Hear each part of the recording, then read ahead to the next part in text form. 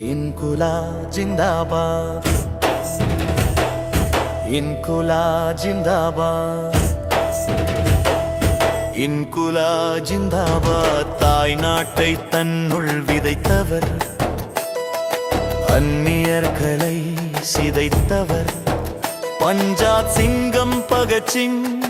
எங்கள் தலைகள் எல்லாம் உங்கள் காலடியில் முத்தமிடும், புரட்சி வாழ்க்கையனும் சத்தமிடும்.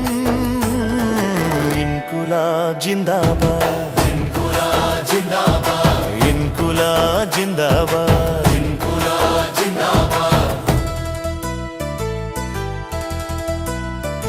நம் தாய் நாட்டில் சுரண்ட வந்து ஆட்சி செய்த ஆங்கிலேயர்களை சுழற்றி அடித்த சூறாவளிதான் நம்ம சிங்கம் பகத்சிங் தான். சோசலிச கொள்கைதான் பகத்சிங்கின் மரபு, ஆயுத போராட்டம் தான் அவர் தீர்வு. பகத்சிங் மாபெரும் தியாகி, அவர் அந்நியர்களுக்கு சரியான வியாதி. இன்குலாப் ஜிந்தாபாத், இன்குலாப் ஜிந்தாபாத், இன்குலாப் ஜிந்தாபாத், இன்குலாப் ஜிந்தாபாத்.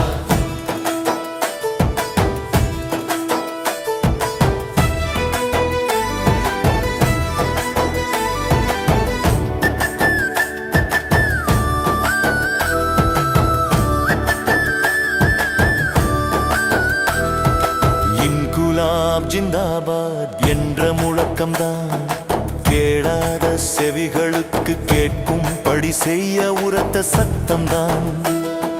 பிரிட்டிஷ் பாராளுமன்றத்தில் பகத்சிங்கின் வெடிகுண்டுதான், அது வெடித்தது ஆங்கிலேயர்கள் துண்டு துண்டுதான். இன்குலாப் ஜிந்தாபாத், இன்குலாப் ஜிந்தாபாத். பகத்சிங் ஆங்கிலேயரே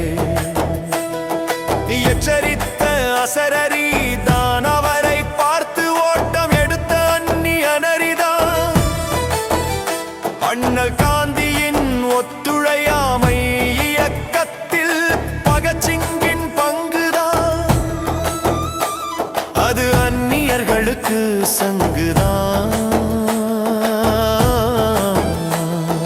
மாவீரன் பகத்சிங்கின் உணர்ச்சி மிகுந்த சித்தாந்தம், அது இளைஞர்களுக்கு வேகம்தான்.